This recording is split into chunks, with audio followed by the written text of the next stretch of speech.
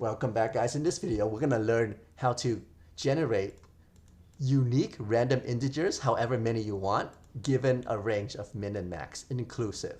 Okay, and it's defaulting to 1. So here's the first way to do it. I'm going to show you two ways. First way, you can do, let's do const answer is an empty array. And I'm just going to use a while loop because it looks cool. And then I'm going to use, we're going to run this as long as answer.length is less than the how many we have right here. Whoops, why did I type 1? Okay, so inside of this while loop, I'm going to paste this random integer. So what this does is it's going to give you a random number inside of this range inclusive. And the double tilde works the same way for positive integers as math.floor, but it's shorter to type. So I'm going to do that. So how do we prevent our answers array from having multiple of the same values? It's actually very simple. Since we're just dealing with direct numbers itself, you can say, hey, if our answer does not include the random int, then we're going to push it in, right? We can do answer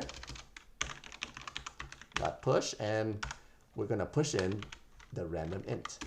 Okay, and this will repeat itself until this length is the amount that we want for our how many.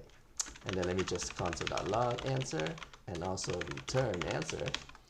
And then down here, let's just call random 1 from 23 to 435, and we just want one random number.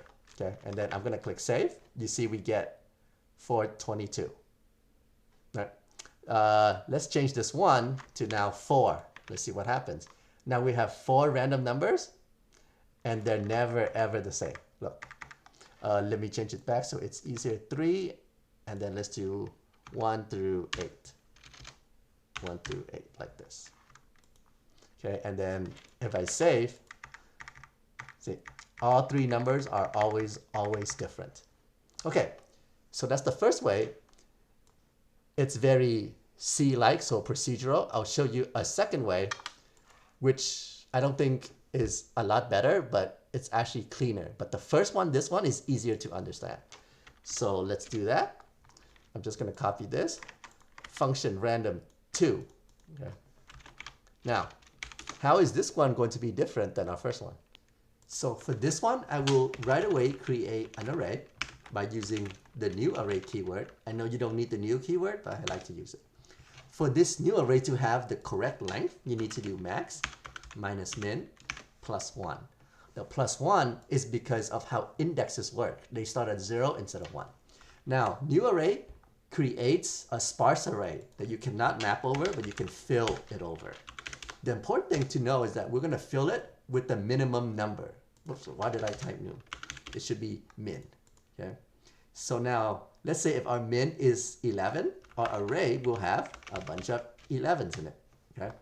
And then after that, I'll indent, and then I can do .map here.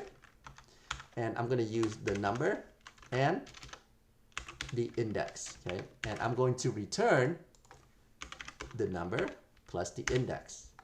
All right. And then down here, let's just console.log our array so we can see what we have right now. If I save that, you see it works. Well, this is too big. Let's do 11 through 16. Yep. Yeah. Okay. Now we have the array. What are we going to do? How's it going to be different than the last one? Well, like the last one, I'm still going to have const answer is an empty array. And like the last one, I love to use while loops. So while answer length is less than how many numbers we want. Okay.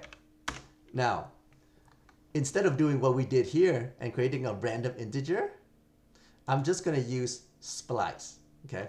So I'm going to do answer dot push. So what are we pushing? Well, we're going to push the result of splice, and splice returns the array that it cut out, right? But we don't want an array within an array, so we're going to spread it in. So spread arr dot splice.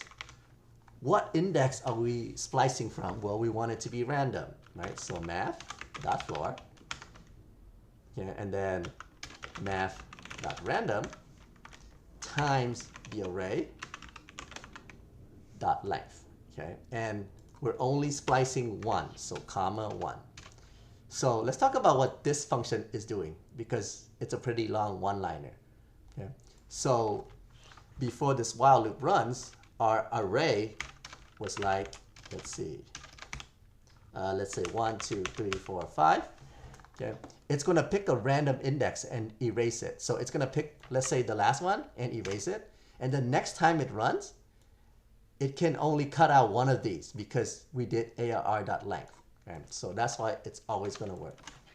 And then at the end, console.log answer and return answer. Okay, so if I save this, you see now I get 4 random numbers from 11 to 16, but they're not the same. Okay, let's try 126. See, we get all different numbers. Let's change this to 1.